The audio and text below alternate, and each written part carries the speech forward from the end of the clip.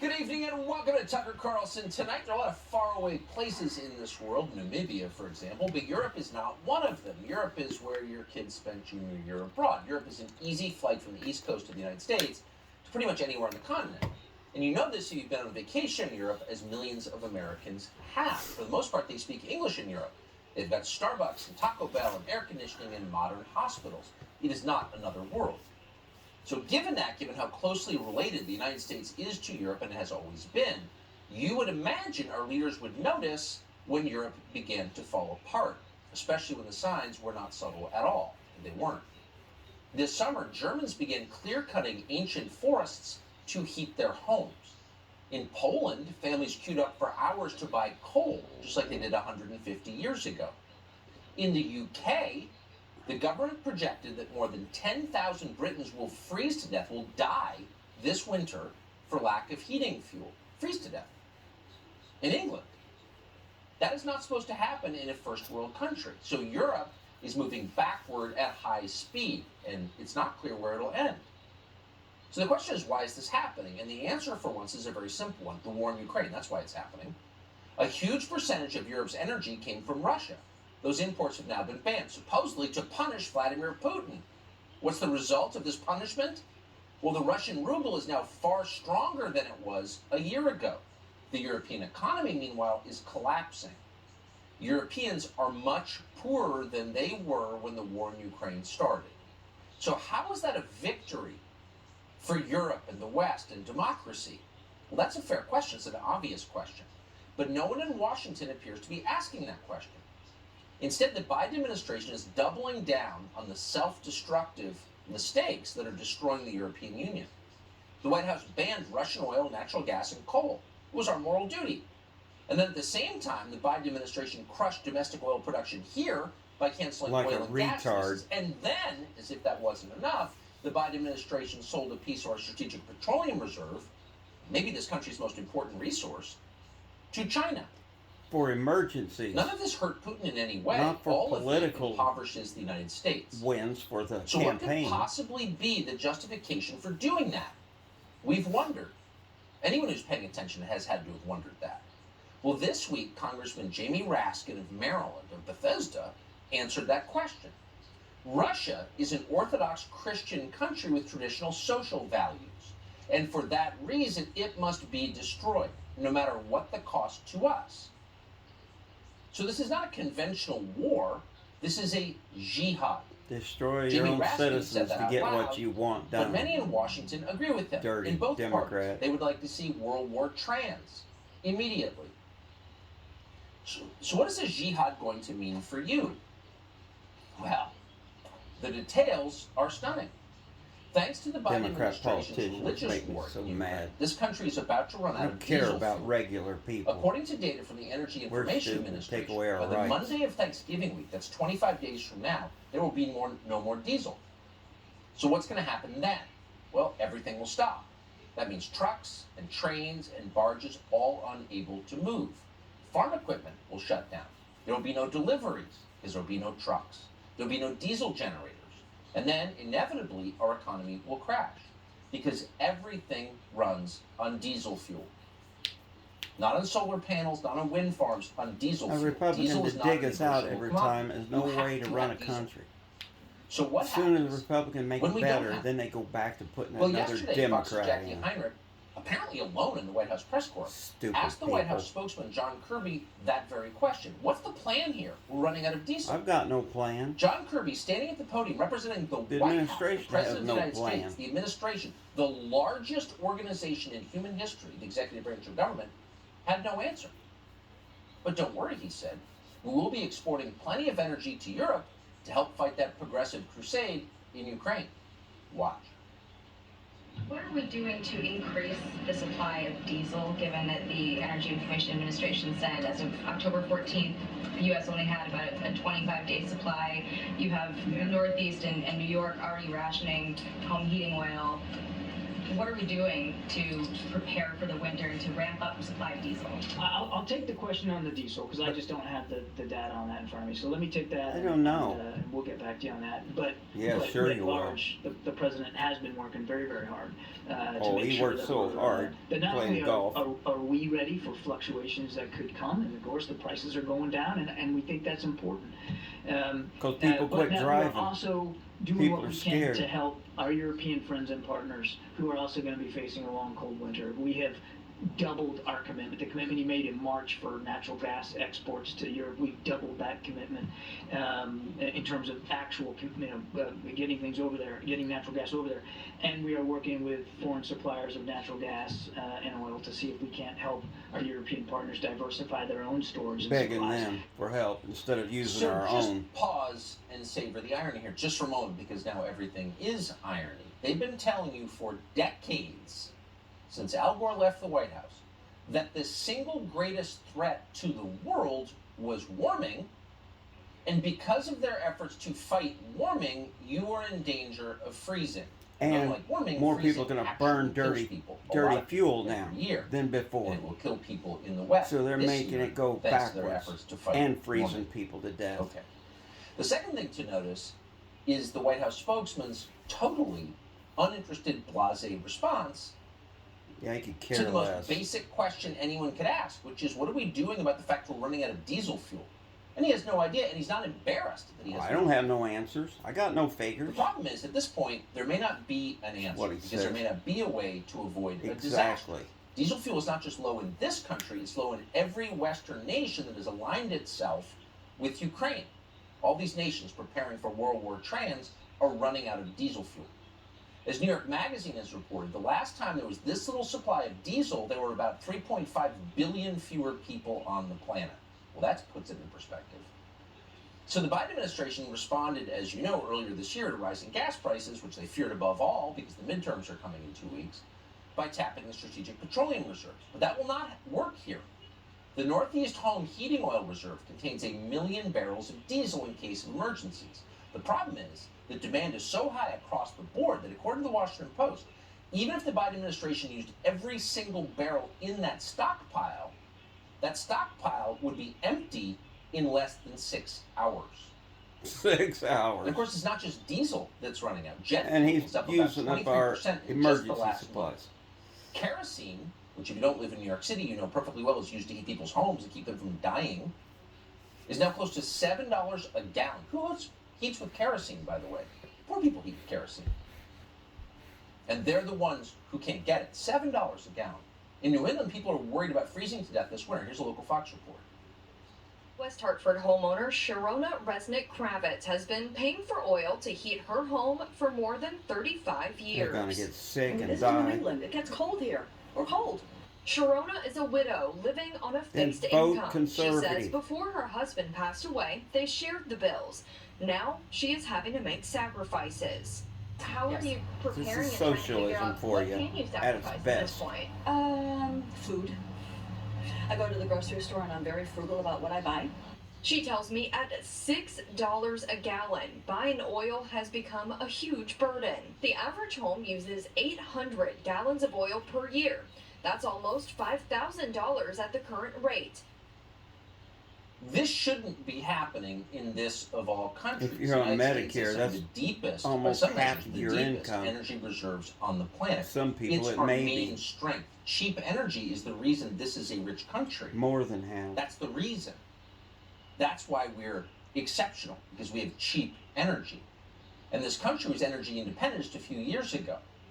Now, if you want to fix the economy, you would make this country energy independent once again. You would bring back cheap energy. That will fix the economy quicker than anything else. In fact, it's the only thing. They that'll hated fix Trump the so economy. bad. He was But the Biden exporting administration, for energy. whatever reason, has done the opposite, depleting our strategic petroleum reserve, for example.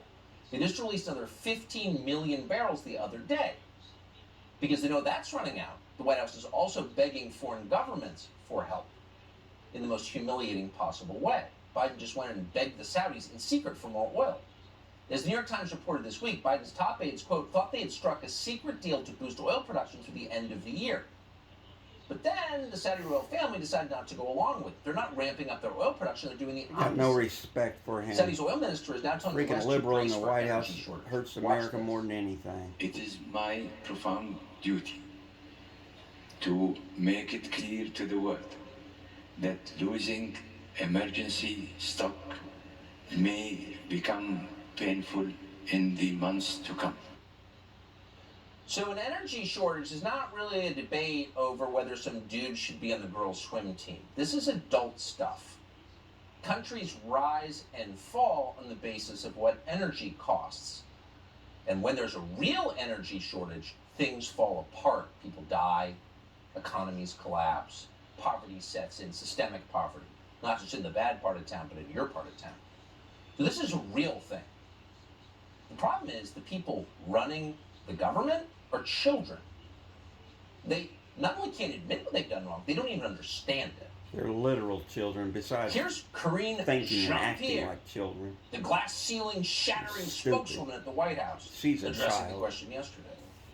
I'm anxious to get your thoughts on this New York Times report that U.S. officials He got thought enough they had a brains deal with the Saudis blow out a before the match. president went to Jeddah in Saudi Arabia for his It meeting hit with the Crown brain with Prince. dynamite. But they thought they had a deal on oil supplies and oil, price of oil, but that the Saudis backed out of that deal. What can you tell us about it? So we have been very clear about how we believe parts of that report was mischaracterized, and there has been some changes that have been made to that report. Look, we've also been clear that our trip, that the president's trip to the Middle East, was not about oil. It was Yeah, about right. gas prices go Kareem, down. Liar. That the Saudis then backed away from? Again, the trip was not about oil. Oh, sure. This is Such a embarrassing. liar. She can't even conjugate the verb correctly. This is the spokesperson.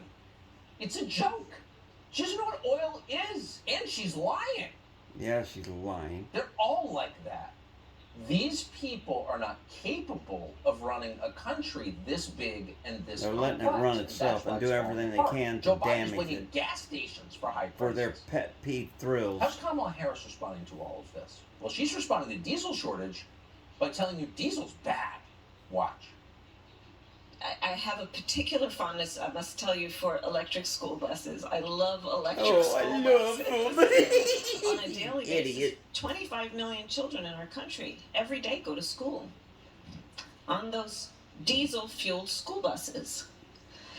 And hundreds, thousands of school bus drivers are driving those buses. Yeah, Which so? are then these people, these children, these adults, are inhaling what is toxic. Oh, yeah. So toxic they can't live. So the lady who never had children is lecturing you about children. The person who's never had a real job is lecturing you about energy They're policy. breathing in The woman who told you masks would stop COVID is telling you about diesel fumes and their effect on your body. This is a joke. The truth is, these people are bumping right smack up against reality. And here's the reality. We have 25 days to avert economic catastrophe. Catastrophe is what will happen if we run out of diesel fuel. That's more important than prosecuting a jihad in Ukraine.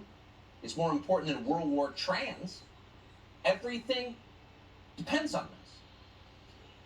And we've got 25 days to fix it. Josh Hawley represents They're a total the state waste. of Missouri in the United States Senate. Creeps. He joins us tonight. Our Senator, country thank you could so much collapse for at coming any on. moment the way This these seems, jokers so many are things that running we it. debate, I think, are important. Running out of diesel fuel would be at the very They're top ruining of, people's lives, I their would say that jobs, and the the list of things that economy. are important. I don't notice anyone paying Trying attention to collapse everything. Let crime You run would think, rampant. Tucker, but you would also think that it wouldn't make a lot of sense to shut down this nation's principal source, or one of its principal sources of wealth, of jobs. And I think what's really going on here with the Biden administration is this is a religion to them. The climate agenda is a religion to them. And the radical religion is that America is fundamentally bad, and that the American way of life, particularly American workers and middle-class families, that the way that they live is bad, and that it needs to change. They don't like people driving around in cars. They don't like the suburbs. They don't like all the energy hate all we use. these Why? Because people. they don't like how we live. They want to change how we live. So the real targets of their war are the American people and the American middle class and working class. And I have Too to bad say, the if other that's news their goal, channels it wouldn't is tell succeeding this. because they are crippling this country. And I think that's why you're going to see They're too voters in a couple stupid of to weeks see say no it. more. Regular people are voting I for mean, these Jamie clowns. Raskin who is one of the most famous progressives Politicians in the House of know what they're Representatives, comes doing. out and says in writing that we need to go to war with Russia because it's a Christian conservative country. Now, there are probably a lot, reasons not to like Putin, or people have different views on the invasion of Ukraine. But this guy is talking about a religious war. Should a member of Congress be talking like this, and should he be taken seriously? This seems like jihadi stuff and scary to me. You wouldn't want to take him seriously, except for the fact that this is the majority party in control of the entire United States government right now, both houses of Congress and the White House. But here's the thing, Tucker, that they won't quite say out loud, but is absolutely true, is that what the war they really are waging, the cultural war they're most interested in, is right here in the United States of America. Right. It's America's, let's be honest, Christian culture. I don't know that how they we don't can like. stand against it's these the way countries that we when live. It's the way that working they're people trying and to middle-class destroy folks us live. from It's the the inside values out. that we hold. They don't like any of those things, and they want to destroy the economic underpinnings of America's middle class and working class. Creeps. That's what this is about. That's why Joe Biden says stuff like, this is a necessary transition. Transition to what? To their secular, progressive utopia, I guess. In the meantime, we all just have to suffer the consequences. Communist Yeah, socialism. transition. Because they want to use the government to go after Senator, regular people thank who you so don't much for agree. joining us, man. Appreciate it. Thank you. That's like a communist government. So, Michigan is a Democratic state, obviously, and has a Democratic governor who, of course, was going to be reelected despite her appalling behavior during the COVID pandemic. And yet, she might not be reelected. New polls show that Tudor Dixon, the Republican, could be the next governor of Michigan. An amazing story. Tudor Dixon joins us next. Plus, we just obtained a very dramatic video from our friend Chuck Todd at NBC News. We're going to bring that to you just ahead. It dawned on us this morning, how long has it been since we checked in with our old friend Chuck Todd at NBC News? Quite a while. We saw this on the internet this morning. It's not new. We hadn't seen it before. It's worth seeing. Here's Chuck Todd. Please get vaccinated. If you know think someone you're who's feeling not better vaccinated, already. find a way to convince them to get vaccinated. Literally, the only people dying are the unvaccinated. And for those of you spreading misinformation, shame on you. Shame on you. People are needlessly dying because of your misinformation. Think about it. I don't know how Spreading some of you what? sleep at night who are doing this for a living on television. Literally, the only people dying are the unvaccinated. Shame on you, you're killing people. Now that was That last guy's such a year, creep. and of course Can't now believe the people data like to watch his are, stupid which is show. plural as we scientists know, the data are in. I know there's good people. It turns out old he's Chuck such a Todd was creep. spreading disinformation, which probably killed a few people. Not that we're judging. We're merely offering Chuck Todd an opportunity to come on to this show and revise his assessment, maybe throw a few apologies around and be a decent person. So that invitation remains open. Chuck Todd, hope we see you soon. Yeah, right. That'll never happen. So it was just a few weeks ago in the very Democratic state of Michigan that the current governor, the incumbent Gretchen Whitmer, had a 17-point lead over her rival Tudor Dixon. That lead has evaporated. A new poll from Trafalgar shows this race tied, within the margin of error, even. How'd that happen in a Democratic state like Michigan? Well, partly because Tudor Dixon did a great job exposing the fact that Gretchen Whitmer is a liar and incompetent, and was particularly awful during the pandemic. She did it Tuesday during the debate between the two of them. Watch this. We made quick decisions to save lives, and studies show we saved thousands. I am proud of that. But while I was getting death threats, saving lives during COVID, my opponent was sowing conspiracy theories. She was saying that kids couldn't get impacted, no need for masks. If she had been governor during COVID, thousands more people would have died. Mrs. Dixon? If that were at all true, why would I have gotten the vaccine myself?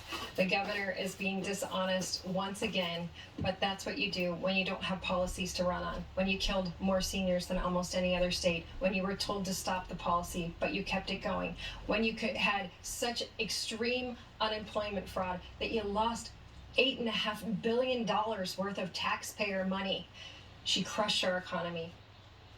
Saved lives? As we've chronicled pretty exhaustively on this show, of all governors, Gretchen Whitmer is the last person who should be saying that, because it's a lie. May the words burn in her mouth. Tudor Dixon is running against her for governor of Michigan and may win. She joins us tonight. Tudor Dixon, thanks so much for coming on. Congratulations on these numbers. Amazing. Why do you think that you are now tied with a Democratic governor in a Democratic state? Thank you. I think I'm tied with her because our message is better. You heard her saying that she didn't do the things that she did. She came out and she said schools were locked down for 3 months in the state of Michigan. They were locked down for 2 years. In fact, universities were locked down for almost 2 years. Why are they such liars? And why does the public let them, and the news media let them get away with it? For school, we weren't even on campus. We exposed her lies, and we've exposed the fact that she's been terrible for the state. This is not 4 years. She's been in government for 20 years. She has said she's riding with Biden. We know that from her energy policy. She's crushed the energy system in the state of Michigan. She's also has a rise in crime that you would not believe. We are top 10 in crime in the nation. We are bottom 10 in education. There is nothing she can come back and say, I did this and it was great. She couldn't say it in the debate because there is nothing. She can't say it now. She's now coming out and trying to attack me as an extremist because I don't know, against kids being forced to get the vaccine. And guess what? I absolutely am. She says books aren't dangerous and refuses to answer to the parents in the state of Michigan who are saying, we want to go back to the basics of reading, writing, and math. And they want that because our test scores just came back and they're so horrendous. We went down twice as many points as any other state in the nation. Our kids are suffering from illiteracy and she doesn't care. She still says, I'm the governor for students. We have a better message. We have a plan to get the kids back on track. We have a plan to bring business to the state. We have a plan to actually support the police instead of talking about supporting the spirit of defunding the police. And we can do it all with a lot less money than Gretchen Whitmer. Although her allies are coming into the state, they're just pouring money into her account. We can use your help at TudorDixon.com because we need to go up against her. She's even bringing Barack Obama in, which means she's trying to get her base out. Really desperate. She's getting death threats, surrounded by taxpayer-funded bodyguards as people actually die in huge numbers throughout her state. I got death threats. Okay, she's the victim. Tudor Dixon, may you win. We're rooting for you. Thank you so much. Thank you. So not too long ago, some creep, a guy, showed up at a high school girls' locker room and watched the girls change. What the heck? Well, if that happened in most places, the guy would be arrested. But one school board just punished a father and his daughter for complaining about a male who did exactly that. They join us next. Well, what in the world is wrong with people today? They're nuts. So let's say you were interested in sexualizing children, and unfortunately some people are. What would you do? You might have a drag queen story hour at a library or a school. That's where you would indoctrinate and sexualize children. It's happening across the country. Here's one example from the Aspen Hill Library in Rockville, Maryland this summer.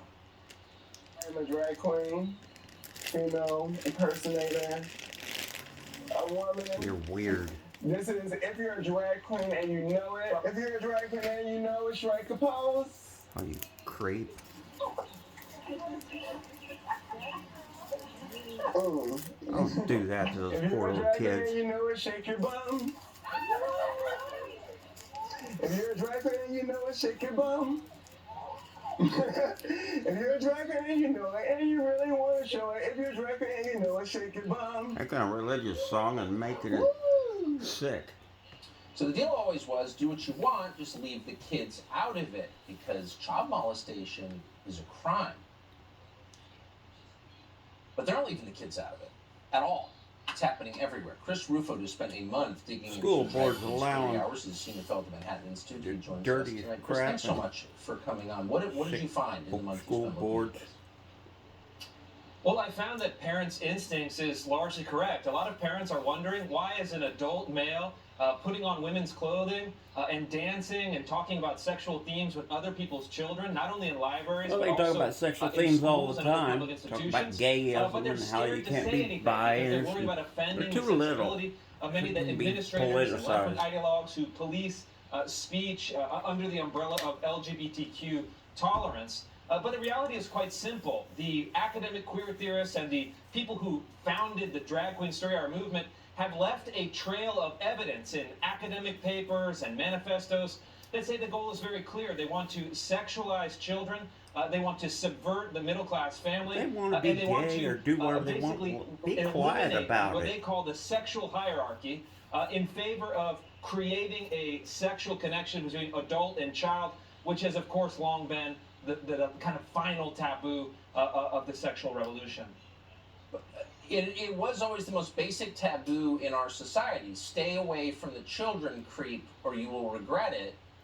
Why would any parent allow their child to be sexualized by an adult man with a fetish for kids? I mean, two reasons. I think the first reason is quite simple, is that people have been mystified and bought into this idea that it's somehow an expression of tolerance and exploration and gender creativity. But the second thing, we've seen this already in New York City, it's mandatory. New York City public schools have organized dozens of these performances as young as elementary school. These are mandatory. Parents in some cases were not even given the chance to opt out of them. And so this has long gone from what one conservative commentator called a, quote, blessing of liberty, to something that is now being subsidized and forced onto kids by the state itself. It's something that people should trust their instincts on. People should push back against this. And of course, people should arm themselves with the literature and the people, in their own words, who have advocated for this deeply disturbing sexualization of children. Children should not be politicized about sex. Period. That's stupid. So one of the reasons parents put up with this is anyone who says anything is instantly punished. Travis Allen learned that the hard way. He was a girls' soccer coach at Randolph Union Middle School in Vermont. He was just suspended from his job without pay because he complained about a male student looming around the girls' locker room. Then the school, because this is North Korea at this point, punished Travis Allen's daughter, Blake Allen, for speaking about it too. Blake Allen was on the volleyball team. Blake Allen and Travis Allen join us tonight. We're going to talk to their lawyer in just a moment. Thank you both so much for coming on. Travis, first to you, did I misstate what happened? You complained about a man in the women's locker room and you were punished? Correct. I made a social media post that referred to the male student as a male, and I was punished because I misgendered him. You lost your job, or you're suspended without pay from your job? Correct, as the soccer coach. So you were the creep in this. I have to ask, did other employees at the school take you aside and say we're on your side? Did anyone protest your suspension? None of the other employees did. Other community members have supported me, though, privately. They're scared for their job. It's beyond belief. Or they're crazy. Thank you for complaining, by the way, at very least. Blake Allen, what did you do wrong in the eyes of the school, and how were you punished? I was in the locker room, and the trans student walked in, and there was, the rest of the team was in there, and I was really uncomfortable, and I left, and I told the school, and they just shut me down and said there's nothing they could do, and I was later suspended because I voiced my opinion that a male shouldn't be in the women's locker room, and then when we filed a lawsuit, they dropped the suspension. How old are you? How old were you when this happened? I'm 14, I'm a freshman. You're 14 years old, Oh, she's and when you adult complained looking. about a dude in the girls' locker room, you got suspended. Yes. Can you tell us the name of the person who made that decision? Lane Millington. Yeah. And how did this adult communicate your suspension to you? What did you do wrong in the view of this adult? I think they were mad that I was telling people how I thought it was wrong and that a male shouldn't be allowed to be with us in the locker room. You're 14 years old. Tell us what your classmates thought. Were they on your side? Yeah, a lot of my classmates were supportive. I think most people in the school are. They're just too scared to speak up because they see all the backlash I'm getting for it. Well, you're very brave. Because not only was I suspended, thank you. I was going to do a restorative justice circle and write a letter of apology. To whom? To the dude? The trans student. To the boy who was in the girls' locker room? Yes. You have to write a letter of I apology. said I would rather have a 5-day suspension than have to apologize because I'm not sorry. How old was?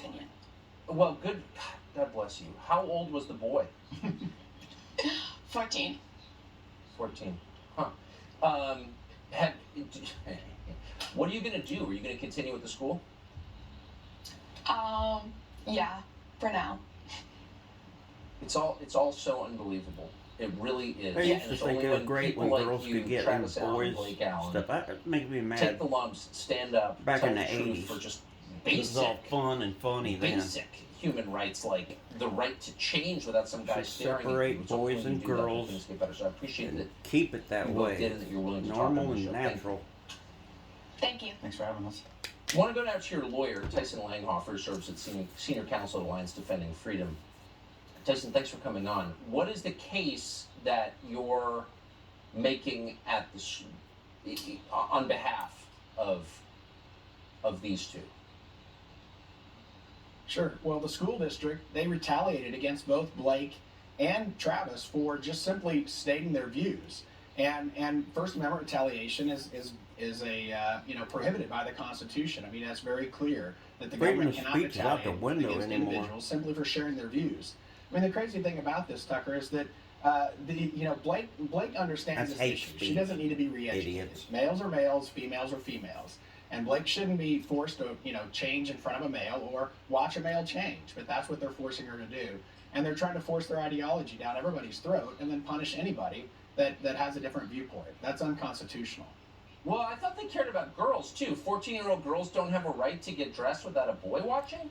I mean, is anyone standing up for girls? I mean, I'm hardly a feminist, but what? Where are all the feminist groups? Yeah, no kidding. Yeah, it's a good question. I mean, and that's the really sad thing is when a father comes and says, "Hey, who's standing up for my daughter?" He gets punished. He loses his job. He's suspended without pay for simply saying, "Hey, what about my daughter?" Well, the sad thing is all the other fathers who didn't do that, who are cowering. She does not look like a 14-year-old. In their homes and letting this happen to their girls without fighting back. They should feel deep shame, and I hope they do. And I appreciate your coming on set. Tyson Langhofer, thank you. Thank you. So Lori Lightfoot, working as hard as she possibly can to destroy one of the greatest cities in the world, Chicago. Now she's decided to shut down schools because they're performing too well, helping too many black kids. That's next. This is a Fox News alert. Elon Musk officially owns Twitter. He bought it not to make money, but to restore free speech to America. If he actually does that, this country will change forever. How much did he have to pay? $44 billion? Immediately after the news came out, the CEO of Twitter, Parag Agrawal, who came to this country and immediately started destroying our freedom, and the CFO, Ned Siegel, people have freedom of speech on it. Yesterday, Musk walked in the door of Twitter with a sink. Let that sink in, he said. Oh. As of tonight, the old regime is officially out. Elon Musk runs Twitter. We'll see what happens. It could be amazing. Really, in just a few years, Lori Lightfoot has almost single-handedly destroyed the city of Chicago. She's doing all she can to make it even worse. She's about to effectively shut down 2 all-black charter schools, not because they didn't work, but because they worked too well. The Urban Prep Academy campuses recorded 100% college acceptance rates for its seniors for 13 years. Oh, but they weren't controlled by teachers' unions. Lori Lightfoot's biggest backers, so now they are. Really seems like she's doing all she can to destroy Chicago. Democrats really have done a lot to destroy the state of Illinois. They just passed the so-called SAFE-T Act, which goes into effect next year. It will, among other things, eliminate cash bail entirely. Eliminate cash bail. As the rest of the country realizes what a terrible idea that is, Illinois is now doing it under its governor, J.B. Pritzker. Well, they vote so for the we want creep. to talk to someone, who's going to have to live with this law. Keith Pekow is the mayor Stupid of liberals. Park, Illinois. He's now running for Got Congress. enough of them in Mr. Mayor, thanks so Chicago, much or Illinois, for coming I on. guess. So, since you actually run a Chicago. municipality in the state of Illinois, tell us what this will mean for you and your town. The SAFE-T Act, well, thank you for having me, Tucker. The SAFE-T Act will be an absolute disaster for the town. Not only the elimination of cash bail, which we're already dealing with a lot of that with Kim Foxx's policies, and we've seen crime running rampant through the county, and we've been fairly successful in Orland Park with proactive policing policies to still keep it tamped down. But this is going to continue to happen, and even more so, trespassing, you won't be able to put a hand on someone. Basically, you can only ticket them, so they can't remove them from a property. And when that starts to happen and people realize that people can't police, I'm very worried about people taking the law into their own hands, and it's going to lead to anarchy. So you can show up at someone's house or on someone's property and there's nothing that can be done, really? According to the law, it says it's a shall issue a citation, which means they can't lay a hand on someone, they can't remove someone from the property if they've trespassed on your property. And if you do remove them, then you face potential civil lawsuits for the municipality or the police officer. So what could possibly go wrong with that type of a law? So basically, it criminalizes reasonable behavior by law-abiding homeowners and the police, and allows criminals to do whatever the they next want. time they want to have a demonstration, as I have said time and time again, what this law does is it prioritizes criminals over law-abiding citizens and the police. And as you know, I'm running for Congress, and my opponent has called anyone who opposes this a racist because that's all they can do. They can't come up with policies that actually work, that keep people safe. They want to continue to create a situation where people feel unsafe and really undermine the fabric of America and destroy American values. Idiots. Yeah, they're calling Abraham Lincoln a racist. Okay, so at this point, it's like, shut up. You know what I mean? Like, no one buys that anymore. We're over it. Some of them do. Keith Peacock, mayor. Now running for people who Congress. did. Appreciate your coming on tonight. Thank you for that. Thank you very much, Tucker. One of So our greatest Elon Musk, as we presidents. told you, now owns Twitter. Now, why is this important? Well, because everything we know about the world is filtered through social media. Social media companies now have more power than entire governments. That's why they were able to silence a sitting president. They control what you say. They also control more deeply what you think. So how pervasive is their control, and what does it mean for our democracy? Well, for a brand new episode of Tucker Carlson today, our 200th episode, by the way, we spoke to a psychologist, Richard Epstein, who studies this. What does big tech mean for elections? That's what he studies. Here's part of the conversation.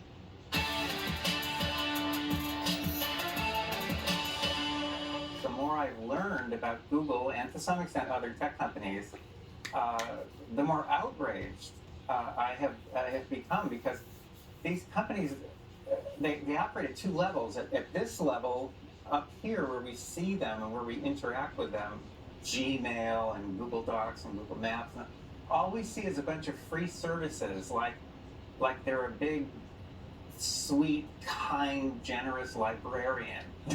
Okay? Nice description. But down here, down below, that's not what they are at all. All of those services that we use, they're all surveillance platforms. Down here, we're at the business side, this is a surveillance company that makes almost all of its money by tricking us into giving up personal information about ourselves 24 hours a day and our kids, and then monetizes it, sells it, aggressively. And they're making $150 billion a year now by doing this, and most people have no idea what that business model is. And they learned over the years that the more information they had about us, the more easily they could control us.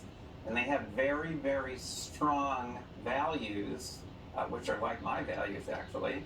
And more they have been using the information they have to control us, control our kids, indoctrinate our kids, and affect the outcome of elections. Well, that's an amazing conversation. It's on Tucker Carlson today, right now. You can watch it on FoxNation.com. And we'll be right back. Ladies and gentlemen, please welcome to the stage Blake Masters. This may be the most significant midterm elections of our lifetime. For months, our team was able to embed with the Masters campaign. A Republican candidate who is not a politician, who may be an actual reformer. I'm trying to show people what a new breed of politician looks like. We're going to send a fighter to D.C. That's me. I'm the fighter. Our job was to see what it takes for a different kind of candidate to win in one of the most competitive states in the country. I know it's going to be hard, but damn it, it's just important. And so I feel called to do it, even if I'm just a kid from Tucson, Arizona. We're going to turn this country around.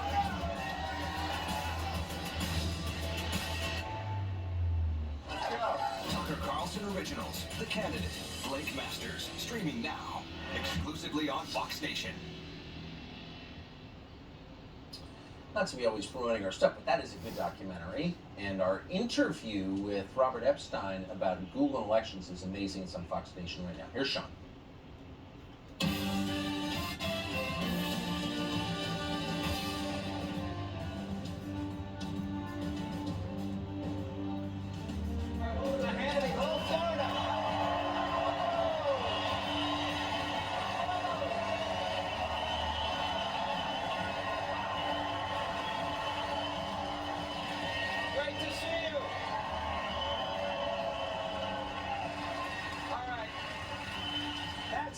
I'm leaving New York.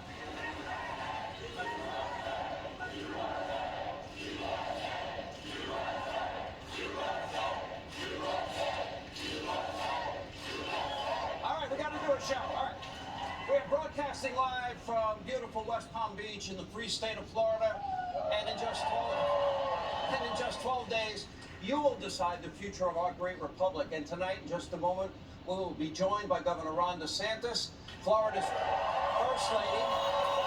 Casey DeSantis will be with us. Oh, they make a nice couple. Rubio fans in the house? Marco Rubio will be here. Also, Senator Rick Scott will be here. Rick Scott fans here? Right?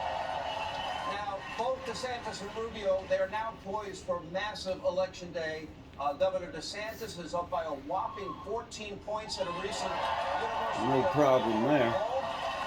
That same poll shows Senator Rubio up by 11 points over All right. Democrat, I remember one time she was tied with him. Val Demings. You notice I add to the teleprompter there.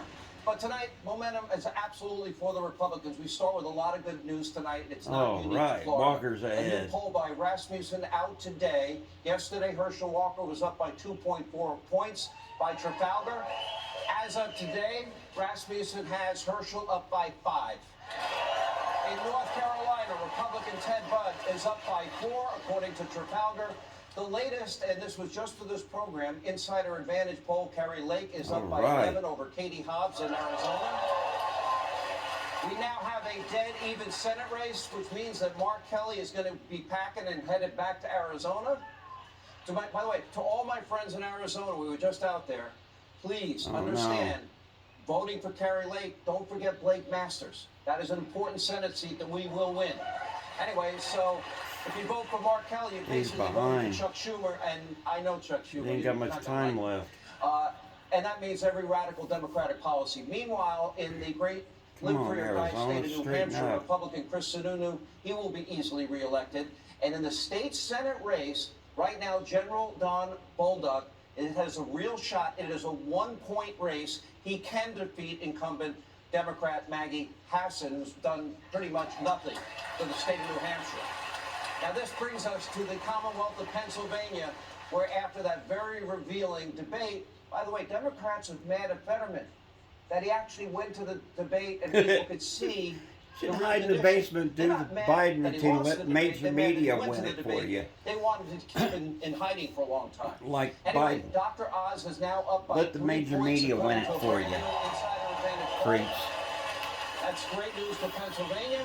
And with just 12 days to go, Democrats coast to coast, they are all struggling to gain traction. None of them want to be seen with Joe Biden, who earlier today, along with Chuck Schumer, they had what's called a hot mic moment. They were consoling each other about their party's very bleak political outlook. Take a look at this.